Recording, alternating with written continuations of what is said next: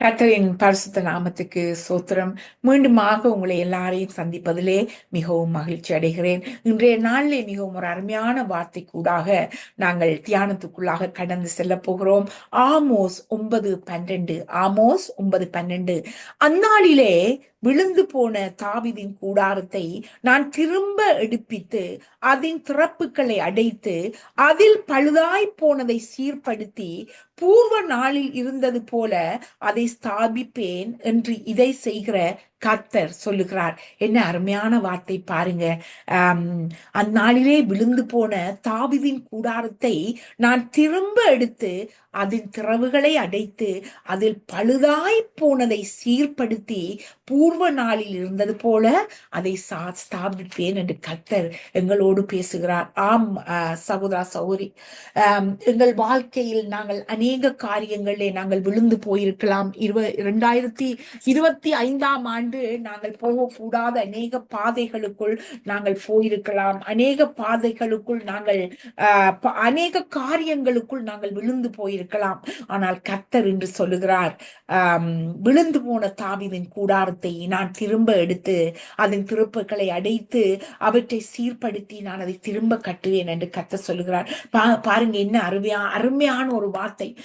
கடந்த வருஷத்திலே சில வேளைகளில் எங்கள் ஆவிக்குரிய வாழ்க்கையிலே நாங்கள் விழுந்து போயிருக்கலாம்.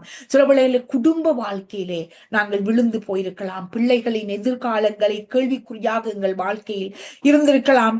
பொருளாதாரத்தில் நாங்கள் சில வேளைகளில் விழுந்து போயிருக்கலாம். சபை ஊழியங்களிலே நாங்கள் விழுந்து போயிருக்கலாம். எதுவாக இருந்தாலும் கர்த்தர் இன்றைய நாளில் எங்களோடு பேசுகிறார். நான் உன் விழுந்து போன கூடாரத்தை நான் திருப்ப கட்டுவேன். விழுந்து போன உன் குடும்பத்தை நான் திருப்ப கட்டுவேன் என்று கர்த்தர் இன்றைக்கு எங்களோடு பேசுகிறார். கர்த்தர் நம்மை கட்டுபவர், நம் வாழ்க்கையை கட்டுபவர். கர்த்தர் வீட்டை கட்டாராகில் கற்றவன் பாடு விருதா என்று சங்கீதம் 127:1 சொல்கிறது. கர்த்தர் எங்கள் வீட்டை கட்ட வேண்டும். கர்த்தர் எங்கள் வாழ்க்கையை கட்ட வேண்டும். நாங்கள் கர்த்தருக்கு முதலிடம் கொடுத்து அவரை மகிமைப்படுத்தி அவரை எங்கள் வாழ்க்கையிலே முதன்மைப்படுத்தி நடத்தும் போது அவர் எங்கள் வீட்டை கட்டுவார்.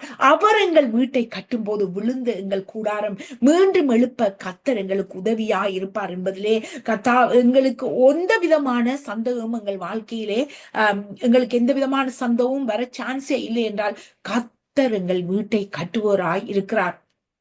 கர்த்தர் எங்கள் வாழ்க்கையை கட்ட, விழுந்து போன கூடாரத்தை திரும்ப எடுத்து கட்ட நாங்கள் என்ன செய்ய வேண்டும்? இந்த புதிய வருஷத்திலே 2025 எங்களை நாங்கள் விட்டு கொடுக்க வேண்டும். எங்கள் பிரயாசத்தில் நாங்கள் வீட்டை கட்ட நினைத்தால், எங்கள் பிரயாசங்களே நாங்கள் ஊழியங்களை கட்ட நினைத்தால், எங்கள் பிரயாசத்திலே நாங்கள் எங்கள் வாழ்க்கையை கட்ட நினைத்தால், எங்கள் வேலையை கட்ட நினைத்தால், எங்கள் பிள்ளைகளின் வாழ்க்கையை கட்ட நினைத்தால், நான் சொல்கிறேன் சகோதர சகோதரி, நாங்கள் நிலை குலைந்து விடுவோம். நாங்கள் காணாமல் போய்விடுவோம். சோ நாங்கள் என்ன செய்ய வேண்டும்? இந்த புதிய வருஷத்திலே கர்த்தருக்கு இடம் கொடுக்க வேண்டும். அவர் எங்கள் வீட்டை கட்ட நாங்கள் இடம் கொடுக்கும் போது விழுந்து போன வருஷம் 2024 சீர்குலைந்து போன எங்கள் குடும்பங்கள், சீர்குலைந்து போன எங்கள் காரியங்கள் எல்லாவற்றையும் நிலைநிறுத்த கர்த்தர் ஒருவரால் நிச்சயமாக முடியும். அவரின் பலத்தை கேட்கும் போது அவர் நிச்சயமாக எங்களை வழிநடத்த நல்லவராய் இருக்கிறார். ஏனென்றால் பாருங்கள், வேதம் சொல்லுகிறது, எங்கள் பலத்தினாலும் அல்ல, எங்கள் பராக்கிரத்தினாலும் அல்ல, தேவ ஆவியினால் எல்லாம் ஆகும். தேவனை நாங்கள் இன்வைட் பண்ணும்போது எங்கள் வாழ்க்கையிலே அவரால் செய்ய முடியாத ஒரு காரியம் இல்லை. கர்த்தர் நிச்சயமாக எங்கள் வாழ்க்கையை கட்ட முடிக்க ஒருவரால் தான் முடியும். அடுத்ததாக சகோதரி பாருங்கள், ஜனங்கள் பாபேல் கோபுரத்தை தாங்களே கட்ட நினைத்த போது தேவனை மகிமைப்படுத்தாத படிக்க அவர்கள் தேவனை மகிமைப்படுத்தாமல் பாபேல் கோபுரத்தை அவர்கள் கட்டினார்கள். அவர் கட்டிய போது என்ன நடந்தது? கடைசியில் அந்த கோபுரம் நிலை குலைந்து போனது. குழப்பத்தினாலும் பிரிவினையினாலும் அது இடிந்து போயிற்று. ஏன் இது நடந்தது? அவர்கள் கர்த்தரை அந்த இடத்தில் அவர்கள் மகிமைப்படுத்தவில்லை. அவர்கள் தங்கள் மகிமைக்காக தாங்கள் ஒன்று சேர்ந்து அந்த பாபேல் கோபுரத்தை கட்டினார்கள். ஆனால் அது நிலை குலைந்து போனது. ஏன்? அங்கு கர்த்தருக்கு இடம் கொடுக்கவில்லை. சோ இந்த 2025 நாங்கள் கர்த்தருக்கு எங்கள் வாழ்க்கையில இடத்தை கொடுக்கும் போது அவர் போன வருஷம் இடிந்து போன எங்கள் எங்கள் கூடாரத்தை அவர் கட்ட வல்லவராய் இருக்கிறார். சத்துருவானவன் எப்போதும் கர்த்தருக்குள் இருக்கும் பிள்ளைகளின் வாழ்க்கையிலே தான் போராட மிகவும் அதிகம். அவனுக்கு அப்படி ஒரு விருப்பம். யார் நாங்கள் கர்த்தரோடு கூட கூட நாங்கள் நெருங்குகிறோமோ அப்போது சத்ருவின் வல்லமை எங்கள் குடும்பத்தில் தான் அவன் பார்த்து கொண்டிருப்பான். உங்களுக்கு தெரியும் ஜோபுவுக்கு அவன் வாழ்க்கையிலே நடந்த காரியங்கள். சாத்தானானவன் என்ன செய்தான்? அவனை ஜோபுவை தனக்கு பணியமாக வைத்துக் கொண்டான். ஆனாலும் தேவன் நல்லவர். கர்த்தர் ஜோபு நிலை குலைந்து போக விடவில்லை. அவன் முடிவிலே எல்லாவற்றையும் இரட்டத்தனியாக பெற்றுக்கொண்டான் என்பதை நாங்கள் பார்க்கிறோம். அதே போல்தான் சகோதர சௌரி சத்ருவானவன் எங்கள் குடும்பத்தை எப்படி இடித்து தள்ளலாம், எப்படி நிலை குலைய பண்ணலாம், எங்களை எப்படி கர்த்தரிடமிருந்து பிரித்தெடுக்கலாம் என்பதிலே அவன் என்ன செய்வான்? அவன் ரொம்ப ஆர்வம் காட்டுவான். ஆனால் நாங்கள் அவற்றுக்கு மேலாக கர்த்தருடைய சர்வாயுத வர்க்கத்தை தரித்து கொண்டு அவனை எதிர்த்து நிற்பவனாக நாங்கள் எங்கள் வாழ்க்கையிலே நாங்கள் நிற்க வேண்டும். நாங்கள் அப்படி நிற்கும் போது கர்த்தர் மீண்டும் எங்கள் இடிந்து போன கூடாரத்தை கட்ட தேவன் எங்களுக்கு வல்லவராய் இருக்கிறார். உதாரணமாக பார்த்தீர்களானால் முதல் மனிதர்களாகிய ஆதாம் ஏவாள் என்ன தேவன் அவர்களை சிருஷ்டித்து அவர்களை அந்த அழகான அந்த ஏதேன் தோட்டத்திலே அவர்களை நிலைநிறுத்தி ஆண்டவர் என்ன சொல்கிறார்? எல்லாவற்றையும் ஆண்டு கொள்ளுங்கள், இதை பண்படுத்தி அதை பண்படுத்தி பலப்படுத்தி பயன்படுத்தி அதை பல்கி பெறுங்கள் என்ற ஒரு அழகான அந்த தோட்டத்திலே அந்த ஆதாமையும் ஏவாளையும் விட்ட போது அவர்கள் என்ன செய்தார்கள்? அவர்கள் கீழ்ப்படியாமை காரணத்தினால், தேவன் சொன்னதை அவர்கள் கேட்கவில்லை. கீழ்ப்படியான காரணத்தினால் அந்த அழகான ஏதோ தோட்டம் என்ற அந்த கூடாரம் விழுந்து போனது. ரைட்? ஆண்டவர் சகல ஆசீர்வாதங்களையும் கொடுத்து அந்த இடத்திலே அவர்களை பல்கி பெருகும்படி அவர் ஆசீர்வதித்த அந்த இடத்திலே விடும்போது அவர்கள் என்ன செய்தார்கள்? அவர்கள் சர்ப்பத்தினால் வஞ்சிக்கப்பட்டு அந்த ஏதோ தோட்டம் என்ன செய்து விழுந்து போனது. ரைட்? ஆனாலும் நாங்கள் அறிவோம், இரண்டாம் ஆதாம், அதாவது இயேசு கிறிஸ்துவானவர் இந்த உலகத்துக்கு வந்து அந்த எந்த ஆதாமினால் ஒரு கீழ்ப்படிவு இல்லாமையினால் நாங்கள் எல்லா ஆசீர்வாதங்களையும் நாங்கள் இழந்து போனோமோ, ஆனால் அதே இடத்தில் இயேசு கிறிஸ்துவானவர் இந்த உலகத்துக்கு வந்து அவரின் கீழ்ப்படிதலினால், அவர் பிதாவுக்கு கீழ்ப்படிந்து எங்கள் பாவங்கள் சாபங்கள் எல்லா காரியங்களையும் தன்னிலே சுமந்து கொண்டு எங்களுக்காக அவர் மறுத்து மூன்றாம் நாள் உயிர்த்தெழுந்த காரியத்தினால் நாங்கள் சகலவற்றையும் மீண்டுமாக பெற்றுக்கொண்டோம். எங்கள் கூடாரம் இடைந்து போன கூடாரங்கள் மீண்டும் கட்டப்பட்டன.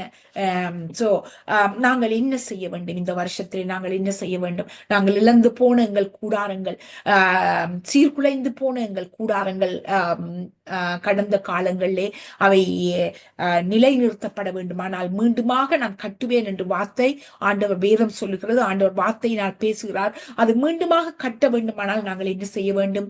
எப்படி இயேசுவானவர் தன் பிதாவுக்கு கீழ்ப்படிந்தாரோ அதே போல நாங்களும் கர்த்தருக்கு கீழ்ப்படிய வேண்டும். இந்த வருஷத்திலே நாங்கள் இன்னொரு முடிவெடுக்க வேண்டும். நான் கர்த்தருக்கு கீழ்ப்படிபவராக இருப்பேன். கர்த்தர் என் வாழ்க்கையிலே என்னத்தை எதிர்பார்க்கிறார் என்பதை நான் புரிந்து கொண்டு அதன்படி நடப்பவளாக இருப்பேன் என்று நாங்கள் எங்களை தேவனுக்கு ஒப்புக் கொடுக்க வேண்டும். ஆதியாகமம் 6:22 பார்த்தீர்களானால் நோவா அப்படியே செய்தான். தேவன் அவர் கொடுத்த கட்டளையின்படியெல்லாம் அவன் செய்து முடித்தான். தேவன் தனக்கு கொடுத்த கட்டளையின்படி எல்லாம் அவன் செய்து முடித்தான் என்று சொல்லப்படுகிறது. சோ நோவா அப்படியே செய்தானாம். கர்த்தர் என்னத்தை செய்ய சொன்னாரோ நோவா அப்படியே செய்தானாம். அதே மாதிரிதான் சகோதர சகோதரி, இன்றைய இந்த புதிய வருஷத்துல எங்கள் வாழ்க்கையில சிதைந்து போன எங்கள் சீர்குலைந்து போன எங்கள் கூடாரங்கள் நிலைநிறுத்தப்படவானால் ஆண்டவர் சொல்கிறார், நான் அதை மீண்டும் உனக்கு கட்டி எழுப்புவேன், உன்னை அதை சீர்படுத்துவேன், பழுதானவைகளை எல்லாவற்றையும் நான் செய்து சீர்படுத்துவேன் என்று கர்த்தர் வாக்கு கொடுக்கிறார். அவரின் வாக்கு எங்கள் வாழ்க்கையிலே நிறைவேற வேண்டுமானால் நாங்கள் என்ன செய்ய வேண்டும்? நாங்கள் அப்படியே கீழ்ப்படிய வேண்டும். நான் முதலே சொன்னது போல ஆதாம் ஏவாளின் கீழ்ப்படியாமையினால் நாங்கள் எல்லா ஆசீர்வாதங்களும் இழந்து எங்கள் கூடாரங்கள் சீர்குலைந்து போன. ஆனாலும் ஒரு ஆதாம் மீண்டுமாக இந்த உலகத்துக்கு தேவனுக்கு கீழ்ப்படிந்து வந்து எல்லாவற்றையும் எங்களுக்கு எங்களுக்கு கொடுத்தார். அதே போல எங்களோட வாழ்க்கையில 2025ஆம் ஆண்டு எங்கள் வாழ்க்கையில நாங்கள் சகல ஆசீர்வாதங்களை பெற்றுக்கொள்ள சீர்குலைந்து போன எங்கள் பிரிவுகள் எங்கள் குடும்பங்களை மீண்டுமாக கட்டுவதற்கு நாங்கள் என்ன செய்ய வேண்டும்? வார்த்தையிலே வளர வேண்டும். யோவான் 15:7 சொல்கிறது, நீங்கள் என்னிலும் என் வார்த்தைகள் உங்களிலும் நிலைத்திருந்தால் நீங்கள் கேட்டுக்கொள்ளப்படுவது எதுவோ அது உங்களுக்கு செய்யப்படும். சோ கர்த்தர் சொல்கிறார், என் வார்த்தையிலே வளருங்கள்.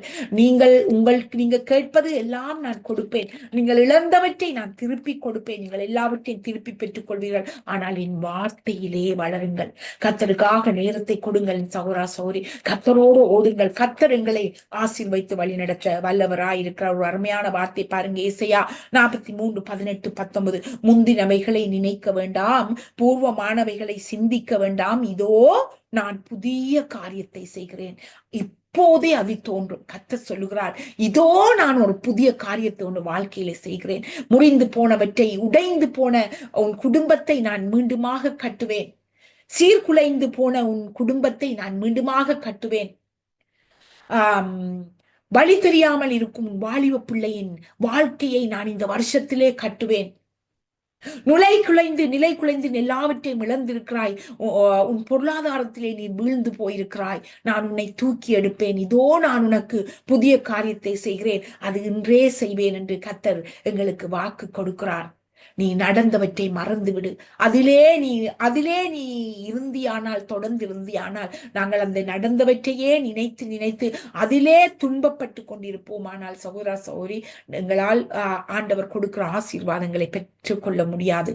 சோ இந்த அருமையான புதிய வருஷத்திலே நாங்கள் நடந்தவைகளை தள்ளி வைத்துவிட்டு, நடந்தவர்களை நாங்கள் நினைக்க வேண்டாம், முந்தினவைகளை நாங்கள் நினைக்க வேண்டாம், பூர்வமானவர்களை நாங்கள் சிந்திக்க வேண்டாம். கர்த்தர் எங்களுக்கு சொல்கிறார், நான் உனக்கு புதிய காரியத்தை சொல்கிறேன். அதாவது கர்த்தர் எங்களுக்கு வாக்கு கொடுக்கிறார். இன்னொரு அருமையான வாக்கு தத்தம் மீண்டுமாக ஆமோஸ் 9:12 வாசிப்போம். அந்நாளிலே விழுந்து போன தாவீதின் கூடாரத்தை நான் திரும்ப எடுப்பித்து அதன் திறப்புகளை அடைத்து அதில் பழுதாய் போனதை சீர்படுத்தி பூர்வ நாட்களில் இருந்தது போல அதை ஸ்தாபித்தேன் என்று கர்த்தர், உன் வாழ்க்கையிலும் இதை செய்வேன் என்று கர்த்தர் எங்களுக்கு சொல்லுகிறார்.